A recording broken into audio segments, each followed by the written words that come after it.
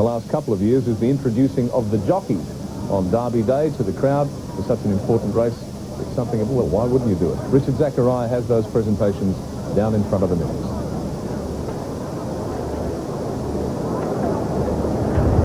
We're supposed to be presenting the jockeys at the moment. We haven't got them here, but we can start because we have Shane Scriven, who's riding octagonal today. It could be his lucky day because, of course, Darren Gouchie fell in the first race. Shane Scriven is behind me. Shane, of course, is the leading rider from Queensland, and it's probably his lucky day because he's landed the ride on octagonal, the best 3-year-old in Australia. Yes, he certainly is. He proved that last week at Moonee Valley, winning the best race in Australia. So he's back against his own age group here. So hopefully we can put a derby on the mantelpiece as well. Do you believe in lucky omens? I mean, it's bad luck for Darren, but of course you're on the right spot at the right time. Yes, I can certainly say I feel very sorry for Darren, and I do hope he's A-OK. But I've been in his spot plenty of times, and a little bit of sun shining down on me. Maybe it's my turn. It's an up-and-down game, the old life of a jockey, isn't it? It certainly is, Jim. What goes round comes around. Coming in the mounting yard now for the Amy Victoria Derby. Horses are coming in, but we can go quickly through the jockeys. Principality's jockey is Michael Clark. He's behind me. Please step forward. Riding Nothing Like a Dane is Shane Dye from Sydney. Donar is Greg Hall from Melbourne, of course. Burrito is Brian York. Please raise your whip. A bit shy, these jockeys today. El Kahira's son is Patrick Payne. Cattle and Opening, also the champion jockey from Melbourne, Damien Oliver. Riding Skybow is Danny Nikolic. Riding Zoc Coast is Darren Beedman, who's on fire today, of course. Shiri Nelg is written by Rod Griffith. And Sir Macwin, of course, the senior member of the jockey establishment today, Mick Detman. Congratulations and good luck. And that concludes the jockey presentation. Thank you very much. Richard, thank you very much. I think we sort of tipped him into it a bit there. They weren't quite prepared for us, but we got there anyway. This racecourse, ladies and gentlemen, is absolutely steeped in history. As I said at the beginning of the program, the Victoria Derby is not won by good horses, it is won by great horses. Let's have a look at the history of this marvellous race. 6 years before Archer won the first Melbourne Cup, the first Victoria Derby was run. Only 8 3-year-olds were competing. To the dismay of the owners, trainers and jockeys, 2 of the colts left the track and didn't complete the race. The first Derby was won by Rose of May for the stake money of £100. For 4 years now, the race has been the Amy Victoria Derby, and a prize purse of more than $800,000 helps to make it one of the most prestigious and significant derbies in the world. It's a classic race based on the classic races of England. A race for 3-year-olds at set weights over a distance of 2,500 metres, a little more than 1.5 miles. The Derby has been won by some of the greatest champions of the turf, including the immortal Farlap, Comic Court, Tulloch and Dulcify. But the 3-year-olds are not the only champions who win the Derby. The Classic has been dominated by 3 of Australia's legendary trainers, Colin Hayes, Bart Cummings and Tommy Smith. Last year saw victory for Blevik and David Hayes, and a new generation joined the honour roll in a classic race for classy horses. The Amy Victoria Derby. Yes, absolutely, and it's not far away now, and there's the scene here at Flemington, and it's really just a beautiful day this time around in 1995, and aren't we pleased about that, Peter Donegan? We certainly are, Tim, and it's a great scene looking from there and looking from where we are, which is in that area there, with these magnificent 3-year-olds as they prepare for the start of the Amy Victoria Derby. It started 6 years before the Melbourne Cup, Jen, as we've just seen. It's steeped in history, and I think we're going to see one of the better derbies of recent years today. I think so, Pete, because originally everyone thought it was probably a race in two with Octagonal and Nothing Like a Dame. But I've got to say that I think there's a little bit more depth involved here, and there's a number of horses at good odds with good chances. Okay, let's start them off with the Cox Plate winner, Octagonal. What a terrific run it was last week under the care of Shane Dye. Of course, today the rider's taken by Shane Scriven after Darren Gauci had to go to hospital earlier. So it's Shane Scriven aboard Octagonal number 1, and if he's won the Cox Plate, he's entitled to be favourite in the Derby. Absolutely, Pete. He's a very, very smart racehorse, Octagonal.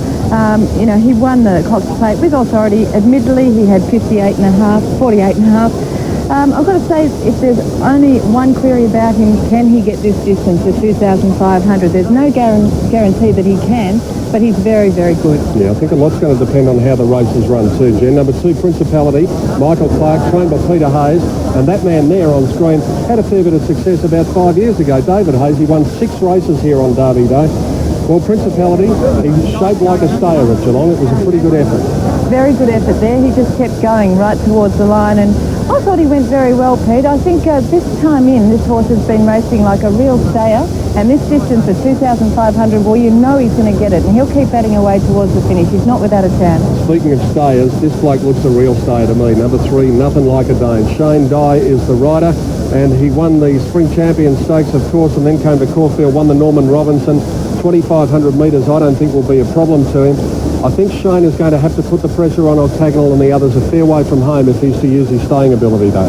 Yes, this horse has been most impressive. He's won his last 3, Pete. He just has kept on improving. He's screaming out for this distance, 2,500. He's got it here today. Being trained to the minute by Gay Waterhouse. A terrific chance in the rain. Number 4 is Donar. Greg Hall has got the ride. And John Hawkes, the trainer, said he wanted an informed jockey. He's got one in Greg Hall. And this horse looked pretty good in winning the Amy Vase at Moonee Valley. I just wonder whether he can tip out his stablemate Octagonal here. Well, he did look good. And when he got to the front at Moonee Valley, when he won that race, he did start to lose a little bit of concentration, but he did win it with authority. He had every chance to start before that in the Caulfield Stakes. That was at weight for age. I just wonder whether or not he's quite up to a couple of these. I've given him a place chance in the race. The other one of John Hawke's 3 runners, number 5, Burrito, Brian York, the rider, over-raced something shocking after missing the start at Moonee Valley, Jen, and he's a horse that likes to be up on the speed. Yes, he's the likely leader here, Burrito, and I do give him a chance as well in this race because if you go back 3 starts ago at Moonee Valley, he led and he had it all his own way. He was tackled and he fought off the challenges. I thought it was a good effort. If he gets his own way here, he's not out of it either. He's probably on a leader's track that day, though. That's the only worry, I suppose. Well, that's true, Pete, but he's a strong horse and he does keep going, so I think he's not the roughest in the race by any means. El Kahira's son's probably got a chance on his 3rd to Donar at Moonee Valley. Patrick Payne, the rider, and Tommy Hughes, the trainer. Been quite consistent, this horse, this time in. The only thing is I believe he's probably 1 or 2 lengths below some of these horses. I'd give him another place chance in the race. Racing well enough, but maybe not just for the win here. On the weights, Jen, and you can see El Kahira's son just going off there when the fanfare sounded. So he's settled down all right now. He's not too bad. Number 7, Catalan Opening can't win on the weights, but weights don't always work out, and he was very close to Nothing Like a Dame the other day. Well, you can see this horse hasn't got the blinkers on. Since he's had them off, he has been settling a lot better in his races. I think this horse, you go on his last 3 runs, he's been beaten by Nothing Like a Dame each time, and he's up against him again here, so I give him a place chance at best. Skybow number 8 to be ridden by Danny Nikolic as well as Class 2, but a big jump up in Class here. Yes, he's racing pretty well in a lot weaker Class, Pete, and as you said, a big step up here for him in the Derby. I don't think he's probably good enough here. And probably the same applying to number 9, Zoff Coast. It's a one-pacer, Darren Beedman, the rider, and Steve Richards, the trainer. Well, I didn't mind his run at Geelong. It was a fair run there. That was in the Derby trial, of course. He got back and he made some ground, but it's hard to see him turning the tables on the winner, Principality. Siri Nelg, number 10, finished 3rd in that race at Geelong. And Rod Griffiths is fit and is riding. Well, yes, and this horse is probably, well, arguably one of Australia's best 3-year-old maidens. He's run some terrific races.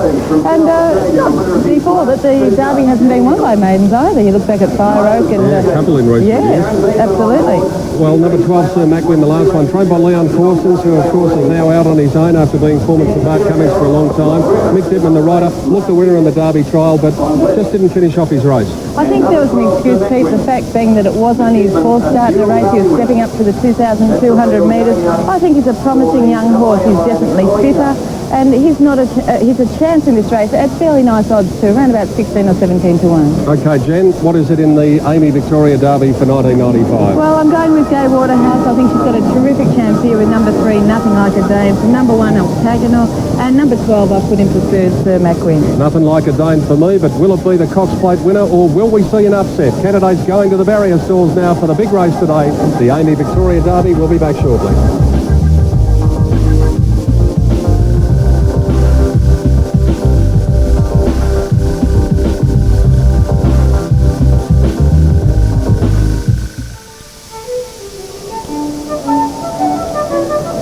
Well, lots of famous faces in the crowd here at Flemington today. Doesn't matter what side of politics you come from, or more importantly your husband comes from. The Premier Jeff Kennett and Anita Keating, wife of the Prime Minister. Well, they're starting to move in for the Derby. Simon Marshall's joining me now. There's Octagonal. Simon, first of all, congratulations on Arnie Mary. Well done, mate. Thanks, Pete. It was really fantastic. What do you make of the Derby? Derby's going to be a very tactical race. I think that Shane Dye, Nothing Like a Dane, is going to be a key factor in the race. A lot of the jockeys going to be looking at him to make it, see whether Shane turns it into a sprinting affair or a staying affair. It's definitely going to shoot Shane Dye. It's going to be a staying affair, but Octagonal's also the gun horse they're going to look out for. If it's a sprinting affair, well, he's just the gun horse with his weight for age form from the Cox Plate. Finally, as they move in, I know you can't tip, but if I said to you, OK, you can go out and ride what you like now, what would it be? I'm sticking with JB Cummings on a roughie, Catalan opening, mate. Good on you, Simon. Simon Marshall with his thoughts on the Amy Victoria Derby. There's Shane Dye about to get back on board with Nothing Like a Dane. Big loping stride, this horse. And he stands around in the middle here at Flemington almost asleep. I don't know whether you've seen him at all, Simon, but when a jockey gets on his back, he looks a bit different. He does. I mean, he's a lovely big loping horse, very, very much a staying horse, but, you know, he's the type of horse that with his big stride and not being a slowly run race, he can get into a lot of trouble. So, you know, this horse can be beat, taken Octagonal, and let's hope for the punters at home or the people sitting on their couch, look for Catalan opening, and we'll see if we're a good judge or not, Pete. Righto, Simon Marshall with his thoughts there. Quickly, let's go down to the betting ring. Terry Kennedy, any late moves? That is certainly the big move has been for Octagonal. It's around $2.80 on the tote at the moment, and that is exactly the price for bookmakers. If Octagonal can get the money with Shane Scriven, they face a massive payout here today. Okay, it's the big one. The Amy Victoria Derby, a race first run in 1855. A race with a great tradition, and today it'll continue. Let's go up to the commentary box. Here's Dan Malicki. Thank you, Peter. Nothing Like a Dane. Moving up. El Kahira's son is ready, and the field is ready for the Amy Victoria Derby of 1995. Light on. Racing in the Derby. Principality, one of the first to jump away with Catalan opening, and Soft Coast is driving through on the inside. Now Burrito, who was a bit sluggish to begin, has ridden hard to try and find the lead. He'll be able to do that as they go past the winning post with a lap left to go. Burrito, ridden hard to find the lead. From Nothing Like a Dane going up wide to be second now. Principality on the outside of Soft Coast. Octagonal will settle down sixth on the inside of Catalan opening. 1.5 lengths to Sir Macwin, and then came Donar on the rail. 2 lengths to Skybow and Sirinel second last, and El Kahira's son last of all. And about 12 lengths off the leader, Burrito. And they're going along at a pretty reasonable clip for a 2,500 metre race. And Burrito, one of 3 horses from the John Hawke stable, leads at the 1,800 metre point by 3 lengths. Nothing Like a Dane second, 1.5 lengths to Principality, and Zoff Coast was fourth, 1.5 to Catalan opening fifth. Octagonal sixth on the rails, 2 lengths away Sir Macwin, 3/4 to Donar, 1.5 to Sirinel. Then Skybow second last, and 2 lengths away last of all El Kahira's son, and he is 12 lengths off the leader, Burrito. They go up into the direction of the 1,400 metre point, and Burrito the leader by 2.5 lengths to Nothing Like a Dane. 1.5 lengths away racing third, Principality. He races on the outside of Zoff Coast. 1.5 lengths to Catalan opening fifth, and 1/2 length away Octagonal in the all-cerise colours sixth on the rails. 1.5 lengths away Sir Macwin racing seventh, and then came Donar as the speed slackens off a little bit at the 1,200. Then Sirinel again, Skybow back to the inside second last, and El Kahira's son last, but now only about 10 lengths off the lead. Burrito 3/4 of a length in front. Nothing Like a Dane has settled beautifully for Shane Dye. 1.5 lengths away, Zofco's one of the outsiders sitting third on the inside of Principality. Octagonal gets a little bit closer. He's up on the inside of Catalan Opening. 2.5 lengths away, Donar, then Sir Macwin, Sirinelg. Second last, Skybow, and last of all was El Kahira-san. As they race up towards the home turn in the Amy Victoria Derby of 1995, and that's Burrito by 1/2 length to Nothing Like a Dane. Catalan Opening and Principality are off. Octagonal gets away from the rail, then James Offco, Sirinelg around the outside, and Donar back to the inside of Sir Macwin and El Kahira-san and Skybow. They're into the straight, and Nothing Like a Dane goes up to Burrito, who's under plenty of pressure. Catalan Opening to the outside, Octagonal's into the clear. Zofco's trying to get through. Donar into a dead end. It's Nothing Like a Dane in front. Donar and now Octagonal are getting out. Nothing Like a Dane a length in front. Octagonal coming at him on the outside. Nothing Like a Dane's a length in front. Octagonal's not going to get him, and Nothing Like a Dane is on the Derby. Nothing Like a Dane beat Octagonal. Third placing to Donar, then Skybow, followed by El Kahira-san. Next in Catalan Opening, and then Zofco, followed by Sir Macwin, Burrito, Principality, and last was Sirinelg. Oh, Dan, look, it was just a magnificent ride by Shane Dye. Octagonal, Shane Scriven had no luck on. He ridden horse beautifully to the home corner, but in the straight, there was just no room for him. He was going across the back of horses, and Nothing Like a Dane, Shane Dye drew him clear, and he just, it was just a shame that he got beat. $3.30 and $1.40 approximately for Nothing Like a Dane, $1.40 for Octagonal, and $2.10 for Donar. Oh, it was written a treat on Nothing Like a Dane. He settled so beautifully, Gary Willett. In second placing, he literally went to sleep. He looked to be travelling so comfortably, and when it developed into the rush home it was, Octagonal had to give him just too big a break. Yes, well, Octagonal, he just didn't have any luck. He just, Catalan Open had him hemmed in on the fence. He couldn't get out. He had to wait there. And when the runs, they just didn't come from, unfortunately. And the horse did a magnificent job to get as close as what he did to Nothing Like a Dane. 3, 1 and 4 are the placings in the Derby. 4th in will be number 8, which is Sky Bow. And 5th, number 6, El Kahira-san, who was a clear last on the home turn. But what a week for Shane Dye. Virtually in 1 week he's gone from the most infamous to perhaps the most popular with his win on Octagonal in the Cox Plate last week. And soon as Octagonal has crossed the line and was the winner of the race, he had no concerns about making sure he was still riding Nothing Like a Dane. He didn't want to swap, and we can see why now. Oh, he's a great jockey. And Gay Waterhouse just win.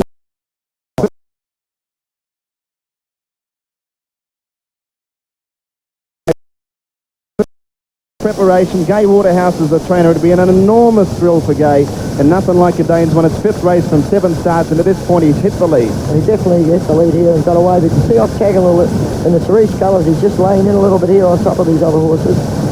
But all the honours are with Nothing Like a Dane. He's had the perfect run. Skybow got checked there, the horse that ran 4th. Yes. Octagonal still just shifting in a little bit here. He's actually clear of these horses. But, you know, he just had no luck from the home corner. Coming up to the 400, as Nothing Like a Dane was getting away. But mind you, it was a beautiful ride of Shane Dye. Can't take anything away from him. Okay, Peter Donegan would have a very, very effervescent and bubbly Gay Waterhouse, and what a tremendous thrill for a Pete. Yes, he is, Dan. Unbelievable scenes down here in the mounting yard as we come down to it. Gay, what about that? Oh, it was exciting. It's every trainer's dream. It got so exciting, and he rode him a treat. TJ said, don't get back too far. I've won too many of these derbies. Me and the boss said, and he was right. On to the Melbourne Cup now. Well, let's just get this over. All right, well, it's going to be hard to keep track, but we're going to try and do just that as the winner comes back to scale, Nothing Like a Dane. And it was a fantastic ride by Shane Dye. He summed up the pace beautifully. And as the horse comes back now, Gay rushing over to greet this Derby winner. And now he's going to attempt to do what Skipson did back in 1941 to win the Derby and to win the Melbourne Cup. Well, just incredible scenes. We know Gay's pretty excitable. I don't think I've ever seen her as excited as that. And now the clerk of the course, John Patterson, trying to get through to lead Nothing Like a Dane back. It is a real crush out there. And Shane Dye coming back now. He'll get a great reception. Cap in the air. Full credit to Octagonal. He ran a mighty race. We knew that they were two great 3-year-olds. And They've proven it today with Nothing Like a Dane sitting in second place behind Burrito. The pace was quite solid, and then Guy made his move on the home turn, and he gave Octagonal something to chase. The Cox Plate winner tried to run him down, but Nothing Like a Dane just had too much left, and so Shane Dye brings him back now with Gay Waterhouse. I don't know whether you saw Gay, but you can hardly see her face. She is so covered in lipstick. She took a long time to come down, and she'll take a long time to come down to earth. Denise Martin, her partner's over here. What about that? Oh, wasn't it fabulous? We were so excited. We thought he'd run a great race, and it was sensational, Peter. Absolutely sensational. What about Tuesday now, Denise? You have to ask Jonas and the trainer. Well, we're going to do that in just a moment. Darcy Christie in there, long-time stable foreman for Tommy Smith, and now helping Gay out. And Shane Dye, a great ride. Huge crush in the mounting yard. The photographers capturing the shot. Shane Dye salutes the crowd and is about to go and weigh in after victory on Nothing Like a Dane. And we'll follow Shane in and have a word to him as he gets off the scales. I don't think I've seen such a crush in the mounting yard. A very popular winner. And now Shane Dye doing the all-important task of checking in with Chairman of Stewards, Mr. Pat Lawler. 55 and a half it is. And here is Shane Dye. Congratulations. Yeah, thank you. A tremendous thrill, and I had the perfect run in the race, and it's just too good. If you had scripted the race, you couldn't have scripted it better than that. No, that's right. And if Fred, I was going to miss the kick, we were going to lead on him and make it a true staying test, because we've always believed he's going to be an outstanding stayer and an outstanding mile-and-a-half war horse. Turn around so we can see your face, okay. There, mate. Yeah, well, coming to the turn, you must have been just delighted with the run you'd had. Did you know where Octagonal was at that stage? I had no idea, and I just didn't want to go for him too early, because he's the type of horse who gets lost. But I could see them coming just before the clock tower, and when I went for him, he just found that link, which we had to. Can he win the Melbourne Cup? Be a brave man to say he can't with about 47 and a half on his back, because he just settles. You could ride him back in the Melbourne Cup. It's not going to be a 20-horse, 4-horse field, and he'll just go to sleep. Can you get down to that weight? I definitely. No risk for him, I will. Congratulations. Thank you. Shane Dye, the winning rider, aboard Nothing Like a Dane in the Amy Victoria Derby, amidst these great scenes of joy out in the mounting yard, where you can see how hard it was to get hold of Gay Waterhouse. But now, Tommy Smith has said it'll be the Melbourne Cup. Darcy Christie's here. Darcy, what a great win. Oh, lovely to see him win. He's a good colt. Can he win the Melbourne Cup? You've been around racing a long time. Well, the 3-year-olds don't run him that often, but TJ thinks if he gets in with 48, he'll never have it again. And he's not a bad judge, TJ, is he? And the way he won today, I don't think 2 miles worry him. You pretty excited? Oh, more or less, you know. We've won a few derbies here. Tulloch was one or two around in the Melbourne Cup. Yeah, well, maybe this bloke might be able to do what Tulloch couldn't do in 1957. Yeah, that's right. Good on you, Darcy. Okay. Darcy Christie, the stable foreman. As I said, he's been with Tommy Smith a long time, and he helps Gay Waterhouse out now. And, well, I think you'd need to be a sumo wrestler to barge through the pack that is currently surrounding Gay and all of her connections. It is quite an extraordinary media throng. And Dan Malicki and Gary Willis, I'm sure you've got a bit to add. Yeah, well, I was of the opinion that Sky Bow got a bit of a check from Octagonal at about the 250-metre point. I noticed that Sky Bow's jockey's in the steward's room at the moment, Danny Nikolic, viewing the video patrol film to find out just whether or not he could have the grounds to protest. That's what it appears like to me. I don't think it would have cost the horse second placing, but when you think he has run 4th, who knows how far off third placing it may have been cost. He definitely got checked, but to what degree, obviously, that's up to the professionals, and we speak of the stewards in that area. So that's the reason for the delay. For that, Peter Donegan, the interference was probably about the 250-metre point, and we've just got to look at it there. We picked it up just after the derby, and in a moment or so we'll find out whether there'll be a protest, which would only be 4th against 2nd or otherwise. But you can't take anything away from the winner. Nothing Like a Dane, undoubtedly. One of the most popular wins on the track, and look at that. I think he seems to think he is a pretty good horse. Yeah, he certainly does think that, and with every right, Dan, and we might just jump in. TJ Smith is here. He's about to go out to the presentation, and Tommy's joining us live on Network 10. Congratulations. Yeah. the Melbourne Cup now, TJ? He's running in the Melbourne Cup. Well, And he's actually a 4-year-old to look at instead of a 3-year-old.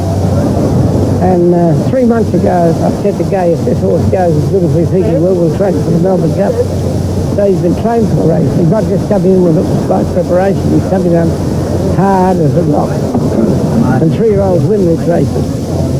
is he up to the Tulloch class? I know you'd never compare anything with Tulloch, but can he do what Tulloch was, well, didn't have the opportunity of doing? It's the par, I don't know. It's the par. Okay, TJ, congratulations. Tommy Smith, you can't really compare horses of different eras. Tommy will never compare anything to Tulloch, but he might be able to do something that Tulloch couldn't do, and that is win the Derby and to win the Melbourne Cup on Tuesday. Correct weight has been declared now. Correct weight is there in the Derby. And we can sit back and analyse the race now. I'm sure it'll be looked at over and over and over again. Certainly many times between now and Tuesday by Tommy Smith, by Gai Waterhouse, by Shane Dye. And now the first part of the mission is complete. Next Tuesday, that horse will be running for glory in the Melbourne Cup and attempting to become the first horse in 54 years to complete the Great Double. We'll be back to Flemington after the Amy Victoria Derby in just a moment.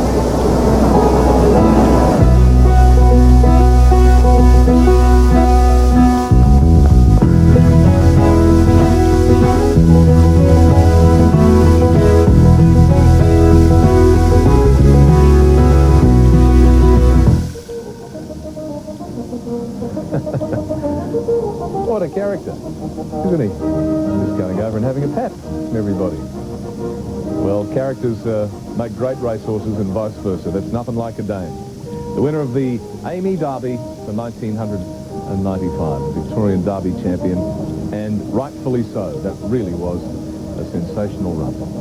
They're getting ready for the presentations for the Victoria Derby. Here is Richard Zachariah. Ladies and gentlemen, we'll now ask the Premier, the Honourable Geoffrey Kennett, to sash the winning horse.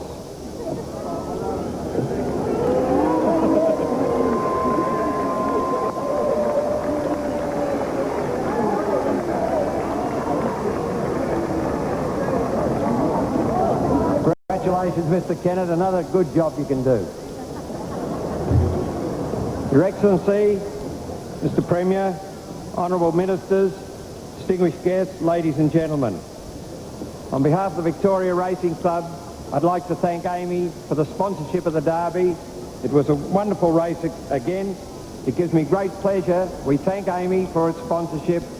It's a pleasure to introduce to you Mr. Brian Keane, Managing Director of Amy, who will make the presentation of trophies. Ladies and gentlemen, Mr. Keane. Put it up a bit soon. Your Excellency, Premier Kennett, distinguished guests, ladies and gentlemen, of all the fascinating words in racing, Derby must surely be the best. It's unique, it's quality. And at Amy, we're proud to play our part in the presentation of the Victoria Derby Day. Simply the best race day on the best race course anywhere. And it's Melbourne at its best. To win the Derby is the stuff that dreams are made of. It's the classic. No race is as rich in history nor steeped in heritage. To win the Victoria Derby is the ultimate. And today, that prize goes to nothing like a Dane. It gives me great pleasure to congratulate the owners, Mr. and Mrs. T.J. Smith, John Hodge and Mrs. Helen Dalton, and to ask Mrs. Helen Dalton on behalf of the owners to accept the trophy for the AAMI Victoria Derby. Yep. Congratulations. Thank you Very, very heavy, but congratulations. I'm fairly good. Thank you very much indeed. AAMI. Sponsorship is thin on the ground, and that an insurance company sees fit to sponsor racing in the manner it does means that everybody should be buying their insurance from AAMI. Thank Thank you very much indeed. It indicates a degree of faith in an industry which is really a very, very big money earner for this country. Thank you. Horses following is legion. And it's terrifically important that such a popular, versatile, I will say, versatile. You people don't know that yet, but he is horse. Yeah, I'm sure he is. And there's Shane Dye. And what about that face of Gay Waterhouse? There she is with a big beaming smile, waving at people at the crowd. There she is, and that's a proud lady, let me tell you. A proud lady indeed. Let's get the dividends on the Victoria Derby. Here's Danny.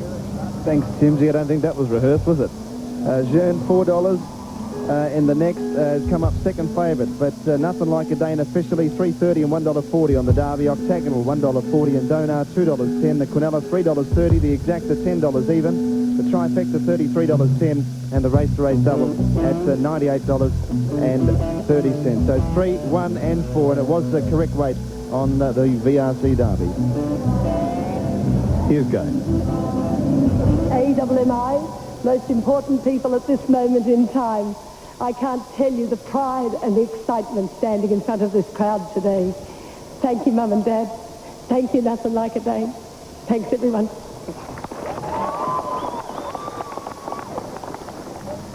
The winning jockey for the Amy Derby was Shane Dye.